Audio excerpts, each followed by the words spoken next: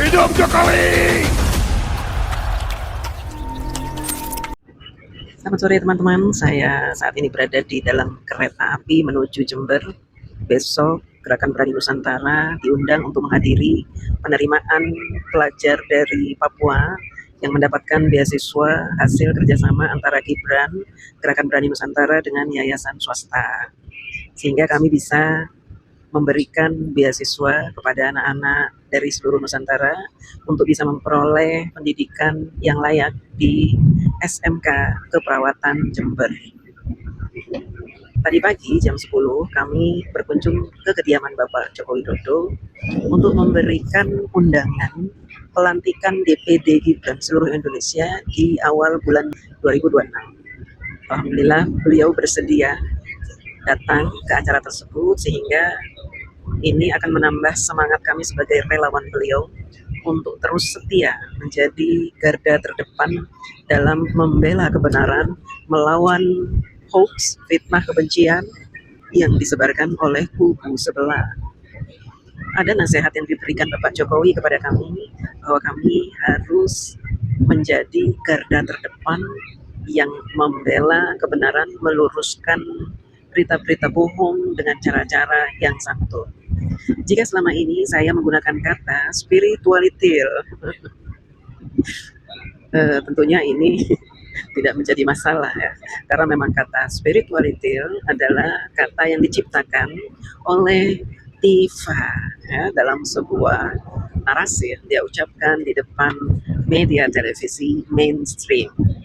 Jadi memang si Tifa ini memang sangat cocok jika kita panggil sebagai spiritualitil, karena selain dia hobi menyebarkan berita-berita bohong, fitnah, kebencian, adu domba, dia juga hobi mencaci maki dengan kata-kata yang seolah-olah lembut, selembut salju. Padahal isi dari kata-katanya adalah penghinaan yang luar biasa. Seperti ketika dia mengatakan bahwa otak Jokowi itu kecil, nah itu kan bahasanya lembut ya, otak kecil itu kan tidak ada caci maki di situ. Hanya saja makna yang terkandung di dalam kata-kata dia adalah makna yang selayaknya diucapkan oleh pengikut Dajjal gitu teman-teman ya. Jadi teman-teman harus bisa membedakan ini ya, mana seorang peneliti yang sesungguhnya, mana utusan Dajjal yang mengaku-ngaku sebagai seorang peneliti gitu teman-teman. Saya juga ingin menegaskan upaya-upaya si Tifa ini untuk menjatuhkan Pak Jokowi tentu sudah pada puncaknya. Dia hampir kehabisan cara untuk menjatuhkan Pak Jokowi sejatuh-jatuhnya dengan kata-kata manis dia yang seolah-olah kata yang boleh diucapkan oleh seorang peneliti yang beragama. Padahal teman-teman, apa yang selalu keluar dari mulut si tiba-tiba spiritualitil ini adalah kata-kata yang memang dibungkus oleh kelembutan. Padahal ketika dia ucapkan itu, bagaikan duri-duri yang diterbangkan untuk ditancapkan di wajah Pak Jokowi. Yang terkena bukan Pak Jokowinya, tapi kami, ini pembela-pembela kebenaran ini merasa tersakiti dengan kata-kata si spiritualitil tersebut ya. Banyak dari orang-orang sebelah yang mengatakan bahwa kata-kata saya yang selalu saya ulang-ulang tentang spiritualitas ini akan merendahkan harga diri saya. Saya tidak peduli ya. Bukankah kalian sudah merendahkan Pak Jokowi sedemikian rupa? Jadi kalau saya juga menjadi rendah ketika saya mengucapkan spiritualitil, maka saya anggap itu adalah perjuangan. Bukankah selama ini kalian juga menyebut saya sebagai Gerwani? Kemudian ada yang bilang saya sebagai LC. Ada yang juga ngomong ini lontenya Jokowi. Ada lagi yang bilang saya ini tukang ceboknya Jokowi, kan begitu ya. Kalian ini kalau ngatain orang seenak udele dewe, sementara ketika saya menyebut junjungan kalian dengan kata-kata yang keluar dari mulut junjungan kalian sendiri, kalian kenapa kepanasan? Itu yang saya tidak habis pikir, sehingga saya memang harus membuat konten yang halus dan lembut seperti saat ini, supaya kalian juga menyadari bahwa DJ Anak Jenderal juga bisa berkata-kata selembut sutra, semanis madu, dan tidak kasar seperti yang kalian tuduhkan kepada saya selama ini. Saya mengatakan ini karena yang adalah orang-orang yang menganggap kami ini bukan manusia. Kami ini kalian anggap seperti angin, sehingga kalian menyebut kami sesuka-suka kalian. Kalian anggap kami ini tidak punya perasaan, sehingga kalian bebas menyebut kami apa saja. Tapi ketika saya menyebut berulang-ulang kata spiritualitil, kalian seperti kebakaran jenggot. Kenapa seperti itu?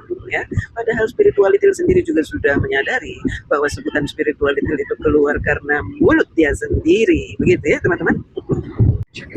Bagi saya menyebut spiritualitil itu lebih bagus ya daripada saya menyebut dia itu kuntilanak ya atau wewe gombel ya. Lebih bagus saya menyebut dia dengan spiritualitil. Kalau saya panggil namanya dengan gelar dokter, saya kok malu sendiri karena dokter ini adalah gelar yang sangat mulia, yaitu orang yang membantu sesama agar terlepas dari penderitaan sakit.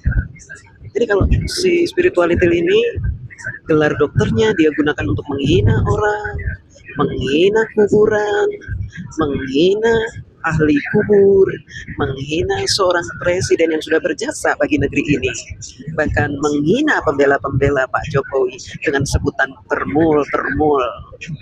Kalau si spiritualitil itu menyebut kami termul, ternak mulyono, ternak itu hewan, kalian mengiyakan bahkan kalian tertawa. Tetapi ketika kami menyebut si Tifa ini dengan sebutan spiritualitil, kalian justru menyebut kami ini sedang merendahkan harga dirinya. Mohon maaf, harga diri kami memang tidak ada artinya di mata kalian. Bukankah kalian menyebut kami ternak? Harga diri kami sudah tidak ada. Jadi untuk apa kami meninggikan harga diri kami dengan menyebut dokter Tipa, si dokter Tipa? Mohon maaf, saya tidak suka menyebut nama itu ya. Saya lebih suka menyebut spiritualitil. Jadi harap dimaklum. Saya sebenarnya ingin bercerita kepada teman-teman bahwa di beberapa kampus ya, di beberapa universitas, para profesor, doktor, dosen-dosen yang mengajar itu sering memberikan narasi di depan kelas ya, tentang persoalan ijazah ini. Beberapa doktor, profesor itu ada yang mendukung spiritualitil dan Roy Panci. Mereka mengatakan bahwa si spiritualitil ini dan Panci ini adalah peneliti yang tidak boleh dikriminalisasi karena mereka sedang meneliti. Nah, saya ingin menegaskan kepada para doktor, profesor yang mengajar di kampus-kampus ternama, di UI, di UGM, di IPB, di ITB, di UNJ, di kampus-kampus ternama.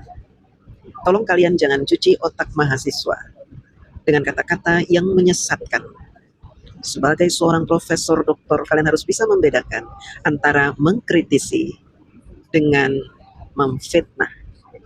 Jika kalian tidak bisa membedakan antara mengkritisi dan memfitnah, maka tolong turunkan gelar Anda sebagai seorang doktor, apalagi profesor. Ya, gelar Anda itu akan sia-sia. Artinya hanya membedakan antara dua hal saja Anda gagal, bagaimana mungkin Anda bisa memperoleh gelar sedemikian tinggi?